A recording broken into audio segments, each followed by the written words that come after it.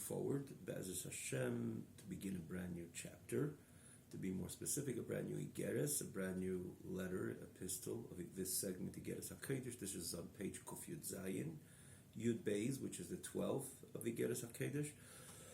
Excuse me. You can see it again, or in the corresponding English text, if you're following with that in that manner. I just want to say that I'd like to begin right away. Over the past, periodically, we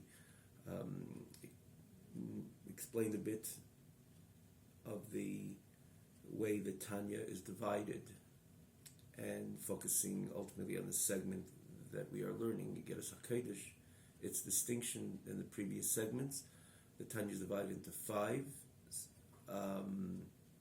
L'kuti Amorim, Shaykh B'Emuna, Igeres HaTshuva, and Igeres HaKodesh, which we're presently learning. We merited to conclude the first 3 segments. We did 11 Igeres, 11 epistles, but we did a kind of a little more of an elaborate presentation on the backdrop of Igeres HaKodesh in the beginning of the 10th Igeres, which is just 2 over, really a click away. On the side of the site, you have all the classes, for that matter, all the classes from the very beginning of Tanya, L'kuti Amorim, Shaykh B'Emuna, Igeres HaTshuva. Excuse me. And in the 10th Igeres, which is just 2 over, we gave again a little more of a detailed presentation on what Igeres HaKodesh is all about, the backdrop of these letters written by the Alter Rebbe. So instead of repeating it, I'm just going to, just a point of reference. The first class, Igeres the 10th had quite a few classes. The first class of that letter, of that Igeres, which is really just an easy click away on the original website, which we do mention wherever you're watching it, but there's an advantage with on the original website, which is Tanya Online, one word, tanyaonline.com. And all the previous classes are lined up on the left side of the site, and easy to access that. And in general, there's a lot of cross references in this in any Perek which you're learning, in any Geras that you're learning. You will notice that there's certain areas, some ideas, that is that the Alter Rebbe himself says, that I explained L'kuti Amorim, Mon Shaykh B'Emuna, Igeres HaTshuva as an example. But sometimes we ourselves, we point out that this is explained in this chapter, if it's L'kuti Amorim, or the other segments, and it's just the way the setup, the website is set up, that it's just an easy, it's just a click to locate that area where, for example, this area, this idea is explained a little more expansively. So there is the advantage of the original website, additional to the way it's set up, that this text is on a separate scroll bar and as such easy to follow accordingly. So we begin Yud Beis v'hoya Maaseh Tzedakah Shalom v'Avodas Tzedakah Hashkit v'Vetach Adayim. So the pasuk says, it's a pasuk in Tanakh, which says that the action of tzedakah, literally translated, brings peace. The service of tzedakah brings tranquility, security, forever, for eternity. End quote. Now, on the surface, it seems to be redundant.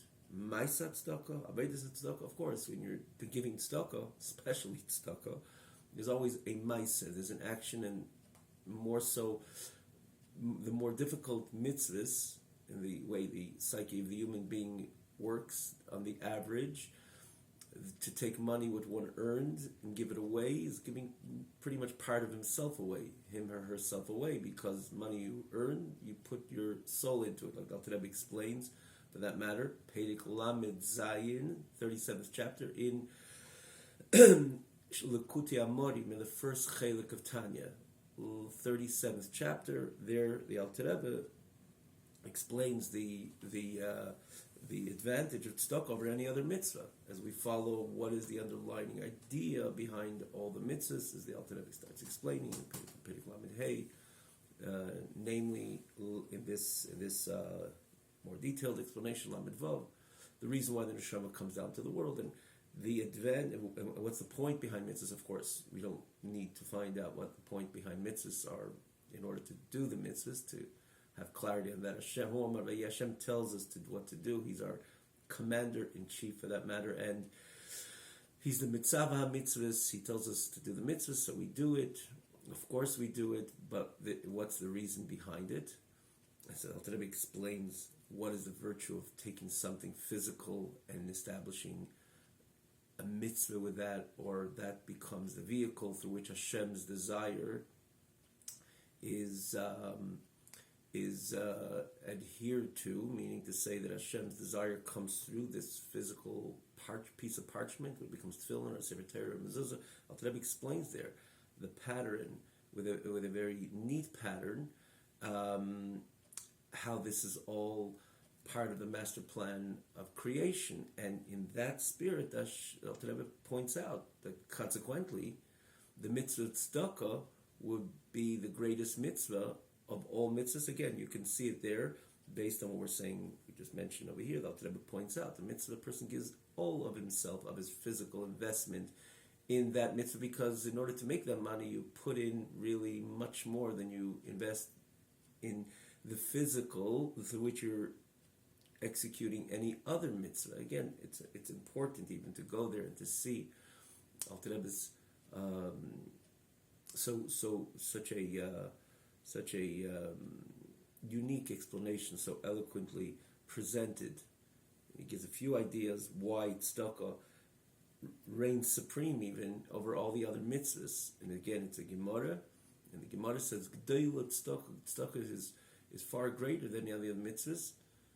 Of course, we have to keep any other mitzvah, but if you think about what stands behind the mitzvahs, the way the Alter Rebbe explains, we could easily understand as the Alter Rebbe continues. Therefore, the Chazal tell us that tzedakah is greater than the other mitzvahs. So there is the ma'aseh tzedakah. We have to do it. We have to somewhat coerce ourselves. Ma'aseh is also melashon ma'asina tzedakah. So it's the action of tzedakah. Tzedakah is it's not something which comes easy. It's an action that we have to put ourselves to it in order to give tzedakah. On any level, everyone to his own, but the idea of tzedakah is there's a ma'aseh. In other words, it doesn't just come naturally. It's an action. However, and then you have avodas tzedakah, the service of tzedakah. But isn't the action of tzedakah also a service of tzedakah? It's an expression of a yid serving HaKadosh Baruch Hu. Servitude is about, I have my desires, Hashem, you have desires, and I submit myself to you. Particularly when it comes to tzedakah, again, naturally, money people like to keep for themselves, and I take that money. And money that I get, I invested a lot. Or as the Alter Rebbe says, that with that money I could have bought something which contributes to my health, to my comfort, and I give that away. I'm giving away from something which is really dear to me, which would contribute to my well-being, and I give it away. So there's, the notion of servitude is very evident when it comes to tzedakah. So what is the difference of ma'aseh tzedakah, of avodas tzedakah? And you see the result. The ma'aseh tzedakah brings peace, and the avodah tzedakah brings tranquility and security for eternity. Why so? As the Alter Rebbe continues, to understand the difference between action and service, and then the result between shalom and between peace and hashkit bavetach, to tranquility, serenity, or tranquility and security. So understand this talpi mashal merazal, based on the Chazal tells that Hashem establishes peace on high. What is that supposed to mean? So it's a pasuk. We know this. We say it a few times a day, and in benching. What does it mean as Hashem does peace on high? Well, establishes peace below. That would make sense. There's a lot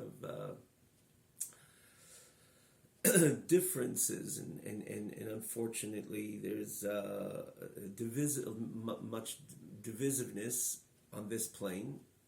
as we don't have to give any presentation or proof to it, beyond divisiveness, quarrel, and separation, which we could understand that Hashem would establish, like it says, Hamavorech es Am Yisrael b'Shalom, the nation of Israel. Yeah, this is over history, arguments. So we're not talking about arguments. Opinion like Rabbi Yochanan and Shlokish, or Rabbi Yehuda and the Chachamim. That's in the world of Torah, which Elu Divrei Elikim Chaim, as the Gemara says, V'ezvahi B'sufa. These Chachamim were the closest.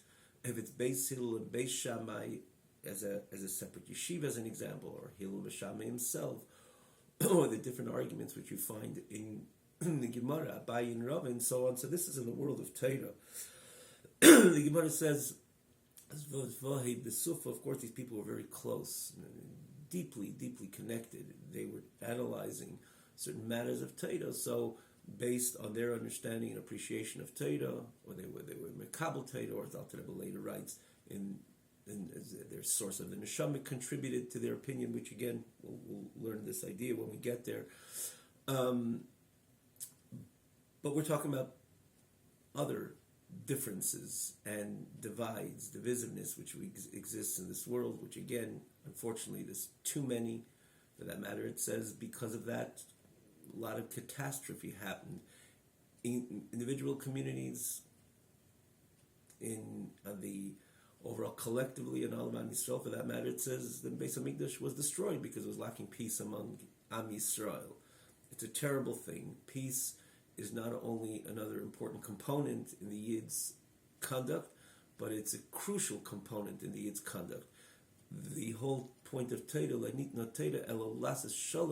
whole point of Torah is to establish peace in this world, in the world, and the greatest kli hamazik birchasi shel HaKadosh Baruch Hu, the container which contains the blessing of HaKadosh Baruch Hu, is nothing comes close to the keli of shalom. When there's peace and seamlessness between people, communities. Of course, everybody's allowed to have their own opinion, and it's normal.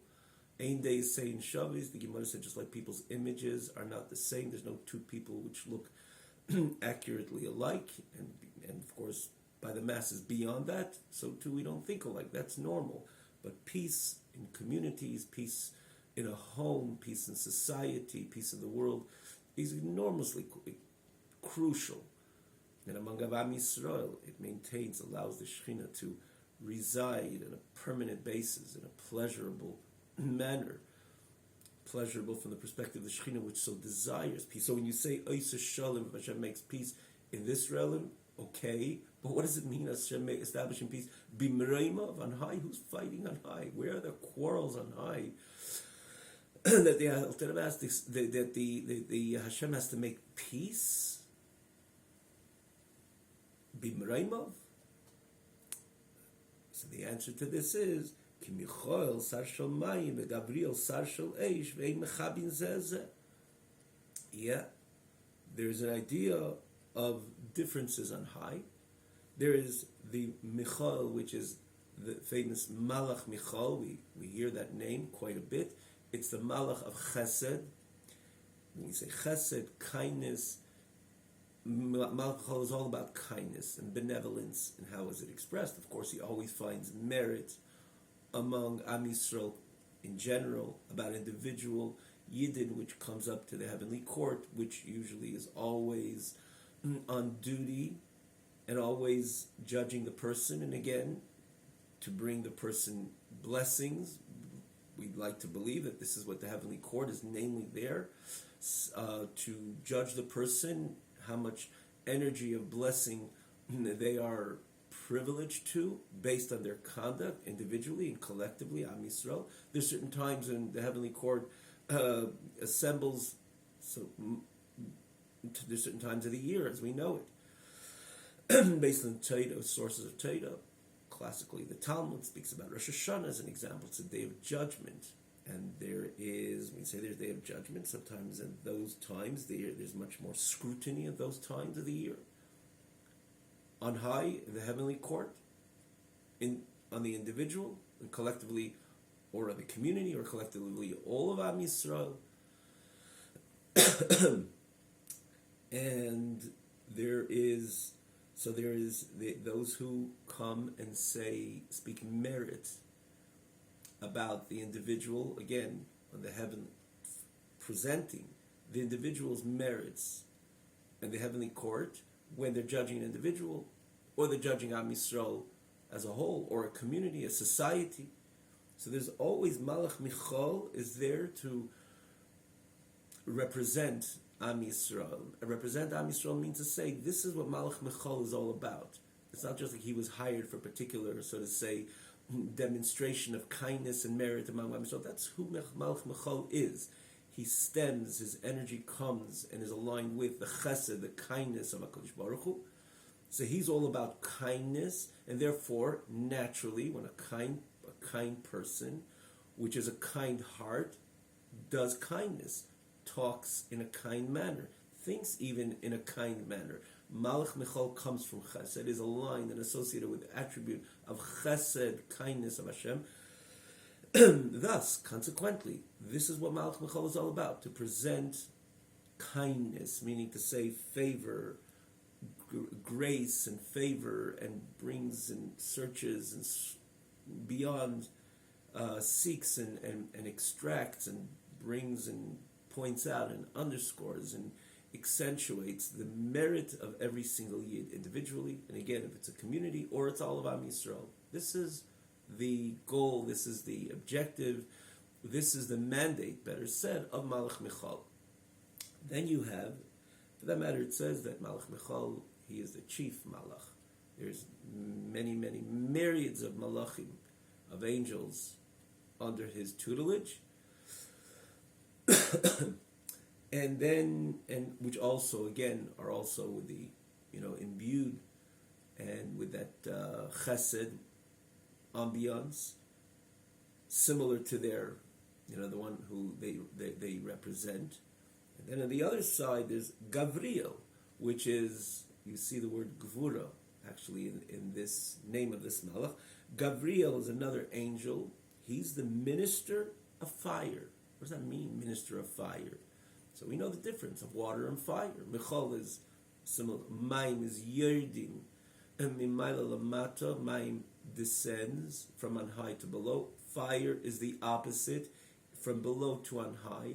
This is the notion of gvura, because if we think about gvura, classically it would be discipline. Discipline is I'm not necessarily giving, I'm not necessarily extending, I'm disciplining. So I'm removing this which can play out in one way, and removing it should play out differently. That's the point of discipline.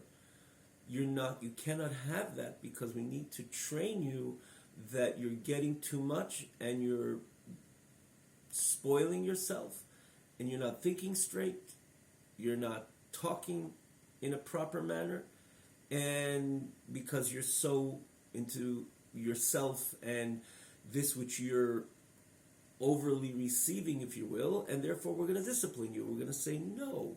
And we're going to say no. In this area, of course, you need a proper educator. We're not talking about chas v'chalila, any negative discipline which could be harmful. We need not to mention, but discipline is extremely important, because in the end of the day, when we do not discipline, the results can be really, really difficult and many times catastrophic. So discipline is normal. Of course, proper discipline. Educator, a pedagogue, there's of course understanding and important steps one takes, particularly when it comes to the one who's guiding or educating, or the teacher or the pedagogue, how to exactly discipline. It should be with complete understanding and carefulness, understandably so. We're talking about healthy discipline, but the point of discipline is you say no. You cannot have that. Perhaps maybe stay in for a bit. Perhaps reflect for the next 10 minutes instead of going to play. There is the notion of no. Chesed is giving. Gvura is holding back. That's why it's compared to fire. Fire is, it's here and it's ascending upwards. It's not about coming down and sticking to this, which is, or forcing or gravitating downwards. To the contrary, It's removing itself from the original space, and it wants to completely leave. For that matter, it says the only reason why fire doesn't leave because it's held, so to say, forcibly by that match or that piece of wood or that wick. But fire is a tnoa, a milmaton. And there's other reasons why, of course, gvura is associated with fire. Has in the first chapter, Likutei Amarim, for example, the midah of gvura. There is a person who is an angry person or is a haughty person. Haughtiness is also put myself high. Anger is, of course, associated with fire. Anger is associated with gvura, strength, literally translated. But there's so many reasons why gvura is connected to eish. And again, you probably came across the different comparisons, but this is mentioning the few which are central in the explanation of the connection of gvura to eish. So Gavriel is the malach of eish. He represents gvura. He also has his whole camp, and unfortunately, Gavriel is a malach alikim, it's an angel, but he's just doing his job. And saying, when you talk about a disciplinarian, you're talking about somebody who is, more scrutinizing one's conduct. Like, what was that all about? He had a chance to learn Torah for those 40 minutes, which was designated, and look how many moments went away without learning. And he could have just, he had to extend that story of that tale, which wasn't relevant, and he should have learned Torah. And he also, unfortunately, brings it up to the heavenly court as well. We all have our portfolio with the on high, with Hashem, ultimately, and Gavriel is the one who's the disciplinarian, and he scrutinizes the conduct of an individual or a community, society, and ultimately all of Am Yisrael. Is he a godly angel? Yes, very much so. He's a very holy and godly angel doing his job. Of course, discipline is part, just like in a classroom, there's giving, extending, there's kindness, and there's discipline, and that's what makes the class go in a proper manner, in a proper direction, as a whole class and each individual. It has to be the amalgamation of both to get the better product of the student or of a child, and other different examples as well. It's healthy to have the Gavriel dimension in every type of connection and relationship, especially when you're talking about pedagogy or parent-child, which has the responsibility this child should one day be a mensch, right? A proper member of society. So Gavriel, on the overall, is a holy angel doing his job, and again, together with that, they have their camp. So you have the Michal on the side of Mayim, on the side of Chesed, Gavriel on the side of Eish, but the Ein Mechabin Zelazeh. But Zezeh, they don't extinguish one the other. And that is, of course, a novelty. Put fire and water together, usually, either the two will happen. Or the water will extinguish the fire. Or the fire, if it's overwhelming fire and less water, so the fire will dry out the water. But here, when it comes to Michal and Gavriel, so you have, despite one represents Mayim and one represents Eish, they don't extinguish one another. Why so? If one is Mayim and one is Eish, one of the two should have happened. So he explains,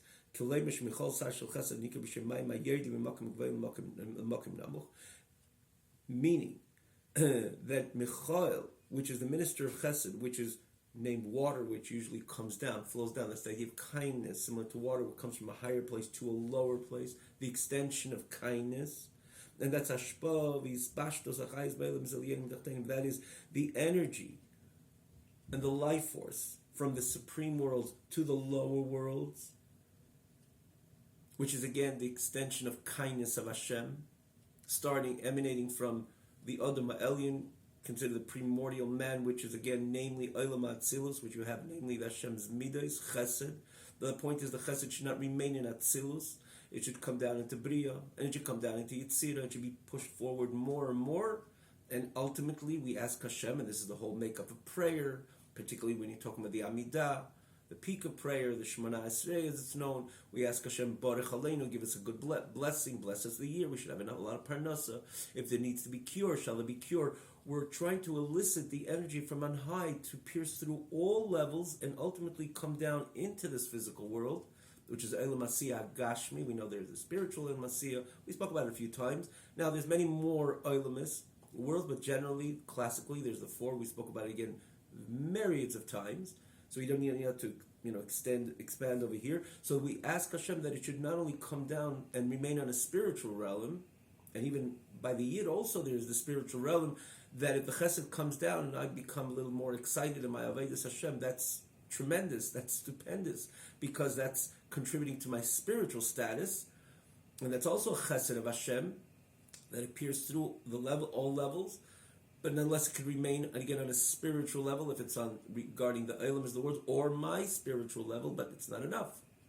At least in the way it's established, prayer is established in it, and this is a normal, healthy approach to prayer or to our relationship with HaKadosh Baruch Hu, that we want it really to pierce through not only from the supreme worlds into the lower world, but just remain on a spiritual plane. No, we want it to pierce through and to come down on a physical plane. That the ones who needs cure should have a cure, and again, classically, be Rafa'enu or Baruch Aleinu should have a parnasa.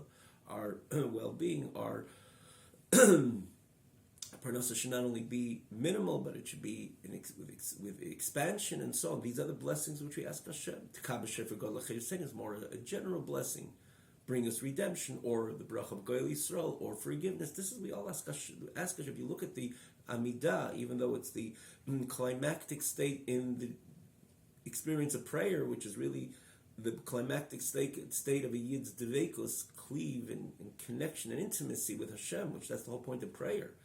And this is the highest rung, as explained in a number of places, in Kabbalah and in Chassidus, in Sifrei Musa, that this is the whole prayer is about Sulav Mutzav Artzav Arisha Megia Shemayim. We spoke about it a few times, different rungs, which is Psukei de Zimra, Krish Birchas Krish Mekriya Shema. Then the highest connection and Dveikis to HaKadosh Baruch Hu, adherence with HaKadosh Baruch Hu, is the Amidah, the Shemona Esrei. But nonetheless, at that point, we ask Hashem in a number of places, how do you reconcile? You're so close to Hashem, and what are you asking for?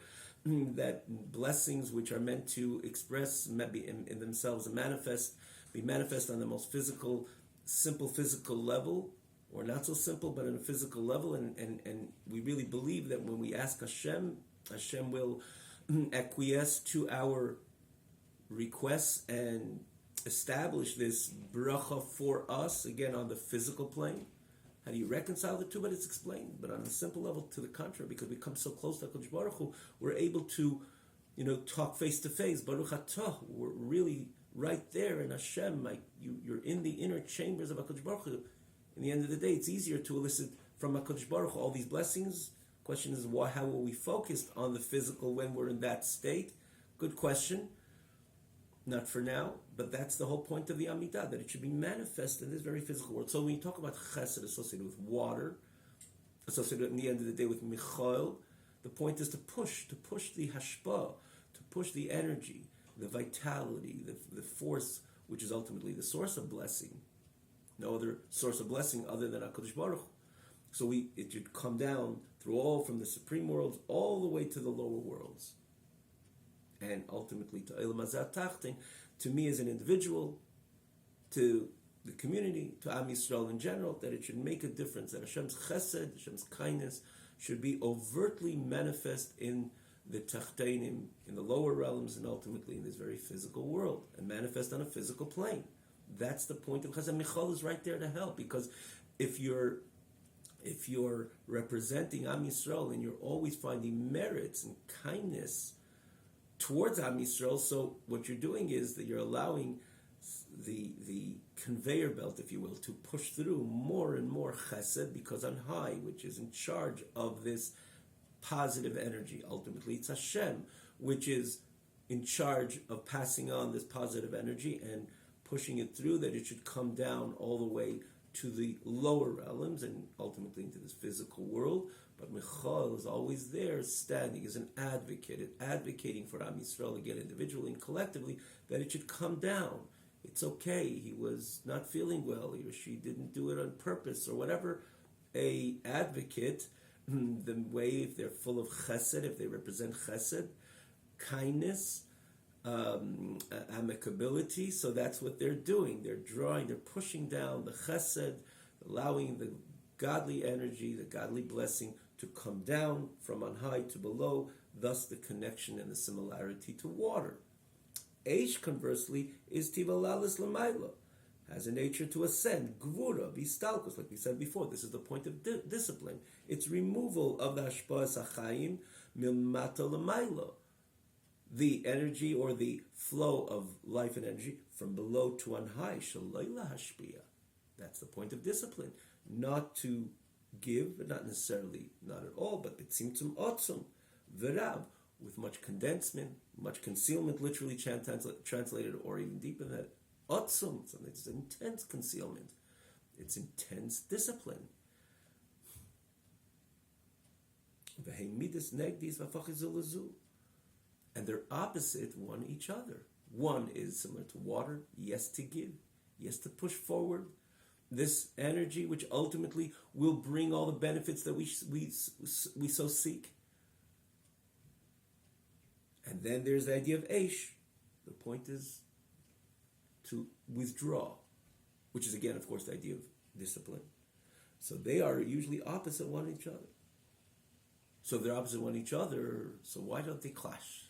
That's the question. Similar to fire and water, like we said before.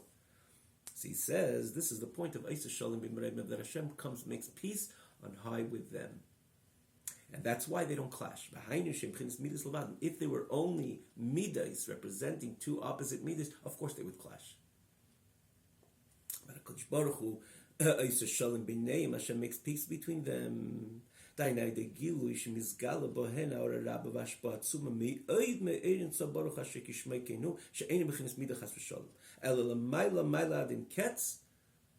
even from the highest levels, as he says. So let's just explain it a bit. That when we say Hashem makes peace with them, now, of course, you're talking about two angels. There's no actual quarrel. But it's precisely because when you talk about angels, so each one is genuinely, without any bias at all. They're angelic, they're angels. Celestial angels, of course there's no bias.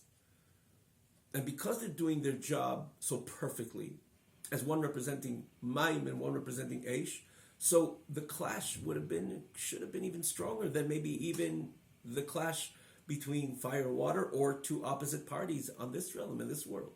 Because here there's always bias. And someone says, you know what, maybe if I'll give in to the other, maybe I'll find a favor in a half a year from now from that other party which I am, so to say, quarreling with, or arguing with, or presenting an opposite idea of that other party. There's always bias, so maybe because of the bias, because of the correctness, so to say, that one wants to establish, maybe there could be less of a clash. Sometimes it's more. Sometimes because of the human touch and the somewhat that limited and finite dimensions of our attributes and characters, sometimes we clash even more, precisely because of our bias. But nonetheless, it's in the human condition, there's nothing yet really genuine or completely genuine, to be clear. Of course, there's a lot of a genuine approach, especially people who have higher hierarchy and higher part of the hierarchy and higher responsibilities and so on. But nonetheless, there's lacking of perfection in the human condition. So there's more clashes, but on high you could see perhaps there should be a reason that there should be someone extinguish the other because their approach or their executing their mandate with such perfection and with such a genuine spirit, and because Michal represents Chesed, with the unadulterated purity, with the spirit of the unadulterated purity of Chesed, and so too Gavriel on the other side. So this is really the core Chesed and core Gvura, the core water and the core fire. Perhaps there should have been a clash one with each other, precisely because again they're doing their job with the ultimate perfection, because they are angels, kind of perfect angels, if you will. That's the point of an angel. It doesn't have any of the issues we human beings have in this world. Our challenges, our proclivities, and our issues, and our inclinations, and so on. Nonetheless, they do not clash. And why so? How could that be? So the point is, what Alter Rebbe is getting at, we'll try to continue more with the text this coming week, Be'ezus Hashem, but think about it. For example, even the king and two of his representatives, and one is meant to represent, let's say, chesed, one particular job, and the other another job, and sometimes the other job contrasts the first. So sometimes they get so stuck up in their work, and they're trying to do their work so perfectly, and they can't forget that in the end of the day, they're both representing a king which has a certain setup, which is meant to keep this balance. One's spending and one's looking after the expenditure. For example, challenging. There has to be, like in every government, one does their job and the other one is there to look after, to make sure that it's done right. And there could be a clash, and it's only normal that there is. But that's only if they each one focus on their particular mandate. The moment they realize that in the end of the day, we're both here to serve a grander purpose. See, it's hard for us to understand, the phenomenon of king, subject, ministers, and so on. We live in a democracy. But Alter Rebbe uses that, especially when you're talking about, in this case, we can understand it even the way in the framework of democracy, because in the end of the day, each one is meant to do their job perfectly, but never forget for a moment that they're representing something grander. And when they're representing something, they have this in mind that they're representing something grander. So there's less conflict between these two opposite parties, because you're doing your job, and this is your mandate, and this is my mandate, because we're supposed to bring a certain perfection, a certain completion, a certain wholesomeness to the grander image for the benefit of society. So of course, I will do mine, you will do yours. Even when you look at the specificities of expression and the mandate, it is so different and so distinct, and there could be room for clash. But when we're always reminded that we're there for to implement a grander, perfect image, again, for the benefit of society, there will be less clash, and maybe even to the extent that they would both, for many years and many decades, work on opposite sides. But in the end of the day, they will both, because they will continuously have in mind on a daily basis that there is something grander which we are both doing our job for, again, for the benefit of the many. There will be less, and again, perhaps for the longest of times, they will not clash with each other. So when you're talking about the king and minister and subject, it's easier to appreciate it, because as long as each minister is doing their job, not focusing on the fact that in the end of the day, there is the melech, they're the king, they're both servants and of the king, they're ministers, but in the end of the day, they're serving the king. So if they don't have it in mind, there can always be issues. But the moment they decide, or the way they come into the implementation of their mandate, in other words, the spirit, when they start implementing them, and they both take their positions, and they go ahead with their positions, always having in mind that in the end of the day, yes, I'm a minister. The other party is also a minister, but a minister of who? We are ministers under the tutelage of this king, which it put us up, and again, in these opposite positions for the benefit of society. And therefore, once they have in mind the fact that there is a king who we are working for, at that point, there will be no mechabin zezet. They won't extinguish one or the other. There will never be a clash with one or the other, because they know in the end of the day they're representing the hierarchy. So this is what we say. Again, we're going to see it inside. There's the Ois Hashem B'neim, that Hashem makes it evident. Hashem himself, HaKadosh Baruch Hu, comes between them and makes it very evident that in the end of the day it's about me, and therefore you are serving the greater purpose of my overall master plan, and therefore there will always be peace, bimraim, of on high. As Alter Rebbe is going to say, what does it mean Hashem comes in among them, makes himself very known, very evident among them? What is that supposed to mean? So the Alter Rebbe is going to explain. At the end of the day, that Hashem, so to say, opens up a new window, and His presence is felt much more stark and much more bold, so that they both, Michael and Gabriel, they both have that sensation of that energy, and that keeps, so to say, the peace, at least on that level. The way he explains it over here now. Of course, it runs much deeper. What does it mean? What window is Hashem opening up?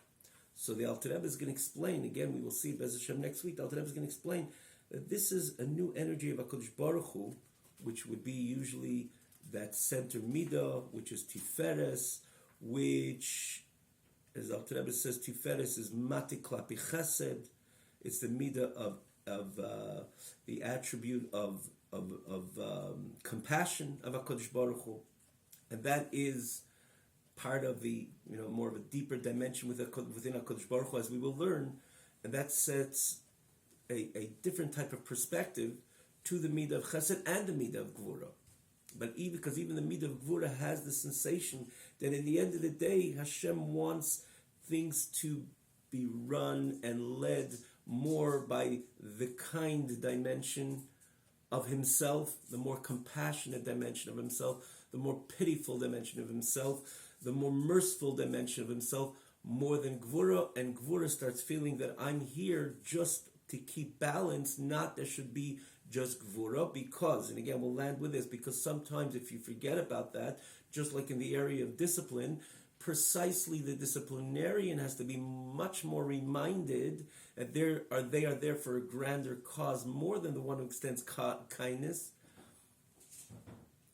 because that's the point, to give. The purpose of the parent is to give the child. The purpose of the parents is to feed the child. The purpose of the teacher is to give information and to give it with kindness and interest and security and so on. That's normal. The discipline is something which you're just trying to make sure that the chesed is there, and the result will be a wholesome result, a result with wholesomeness, that is, and flawlessness.